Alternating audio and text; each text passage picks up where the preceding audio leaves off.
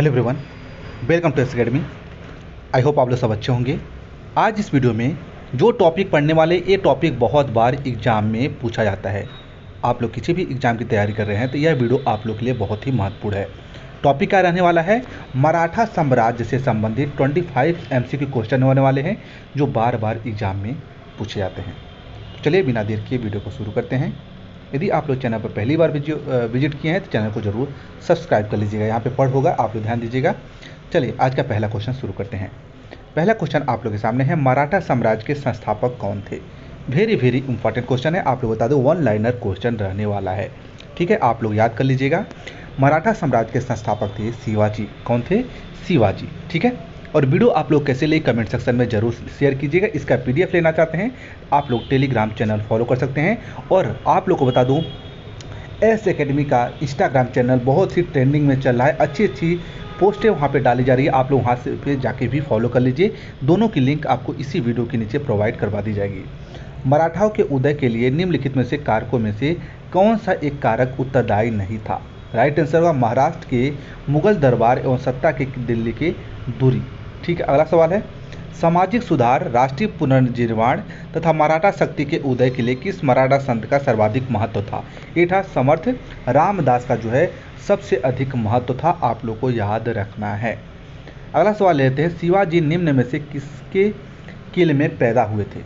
शिवाजी जो है किस किले में पैदा हुआ थे? यह शिवनेर के किले में पैदा हुआ थे। वेरी इंपॉर्टेंट क्वेश्चन है। ये क्वेश्चन तो बहुत बार एग्जाम में पूछा जा चुका है। अगला सवाल लेते हैं, शिवाजी के पिता का क्या नाम था? शिवाजी के पिता का नाम था शाहाजी भोसले। कौन थे? शाहाजी भोसले उनके पिताजी का नाम था। शिवाजी के माता का नाम की बात करें तो जीजाबाई था। क्या था? जीजाबाई था। आप लोग को याद रखना है। अगला सवाल लेते हैं, शिवाजी के गुरु और आध्यात्मिक गुरु का क्या नाम था? समर्थ रामदास। क्या था? समर्थ रामदास। शिवाजी के राजनीतिक एवं गुरु संरक्षक का नाम क्या था? दादाजी कोंडदेव। क्या था? दादाजी कोंडदेव। ध्यान दीजिएगा, राजनीतिक गुरु कौन थे? ये थे दादाजी कोंडदेव। और जो आध्यात्मिक गुरु थे ये थे समर्थ रामदास। शिवाजी के राज पुरोहित कौन थे? ये थे गंगा भट्ट। ये भी क्वेश्चन बहुत बार पूछा गया है। ठीक है, आप लोग को याद रखना है। अगला सवाल लेते, शिवाजी का छत्रपति के रूप में औपचारिक राज्याभिषेक कब हुआ था? जो राज्याभिषेक हुआ था कब हुआ था? रायगढ़ में हुआ था। कहाँ पर हुआ था? रायगढ़ में हुआ था। कहाँ कब हुआ था? 1674 में। अगला क्वेश्चन वही है कि शिवाजी का राज्य अभिषेक कहाँ पर और कब हुआ था? रायगढ़ में 1674 ईस्वी में। गांसी के किस प्रसिद्ध विद्वान ने शिवाजी का राज्य अभिषेक करवाया था? ये विश्वेश्वर जी गंगा भट्ट के द्वारा जो है प्रसिद्ध विद्वान के द्वारा राज्य अभिषेक करवाया गया था। आप लोग को याद रखना है। अगला सवाल जो बहुत ही महत्वपूर्ण, निम्नलिखित में से कौन अंग्रेज के शिवाजी के राज्याभिषेक में उपस्थित हुआ था और उसने ईस्ट इंडिया कंपनी की ओर से उपहार भेंट किए थे? ये थे हेनरी ऑक्सीडेंट। कौन था?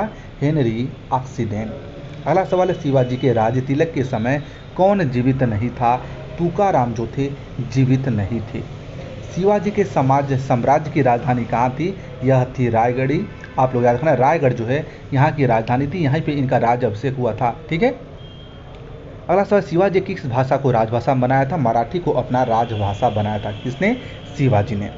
अष्टप्रधान मंत्रिपरिषद किसने काल में थी? शिवाजी के। बहुत बार पूछा जाता है कि शिवाजी के मंत्रिपरिषद को क्या बुलाया जाता है, तो अष्टप्रधान के नाम से जाना जाता था। बहुत ही चर्चित उनकी मंत्रिपरिषद थी।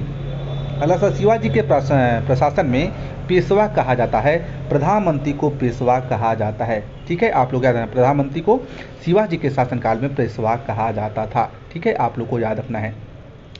अगला सर, शिवाजी के काल में परराष्ट्र मामलों के अधिकारी मंत्री की संज्ञा थी सुमंत कहा जाता था। परराष्ट्र मामलों के अधिकारी मंत्री को क्या कहा जाता था? सुमंत के नाम से जाना जाता है। शिवाजी के अष्टप्रधान को जो सदस्य विदेश मामलों की देखरेख करता था वह कौन था? सुमंत था। शिवाजी के शासनकाल में विदेश मंत्री को कहा जाता था सुमंत। ध्यान दीजिएगा, विदेश मंत्री को क्या कहा जाता? सुमंत कहा जाता था। अभी चलिए आप लोग से क्वेश्चन पूछ लेते हैं। वर्तमान में अपने भारत के विदेश मंत्री कौन है? कमेंट बॉक्स में बताइए। वर्तमान में जो है अपने भारत के विदेश मंत्री कौन है? कमेंट बॉक्स सेक्शन में आप लोग सभी लोग लिखिए। देखिए आप लोग करंट अफेयर कितना ध्यान रखते हैं। अगला सवाल है, शिवाजी के शासनकाल में विदेश मंत्री को कहा जाता था सुमंत। शिवाजी के शासनकाल में वित्त मंत्री को किस नाम से जाना जाता था? आमत्य के नाम से। सुमंत के नाम से विदेश मंत्री को, ठीक है, और वित्त मंत्री को आमत्य के नाम से जाना जाता था। गुरिल्ला युद्ध पथ प्रदर्शक किसके माना था? शिवाजी को गुरिल्ला युद्ध का पथ प्रदर्शक माना जाता है। ठीक है, गुरिल्ला युद्ध किसके द्वारा शुरू किया गया था? ये शिवाजी के द्वारा शुरू किया गया था। ठीक, ध्यान दीजिएगा। वित्त मंत्री को आमत्य बोला जाता है, तो बहुत बार क्वेश्चन पूछा गया है। और विदेश मंत्री को सुमंत बोला जाता है। मैं एक बार क्वेश्चन भी पूछा कि वर्तमान में भारत के विदेश मंत्री कौन है? कमेंट सेक्शन में आप लोग को लिखना ही लिखना है।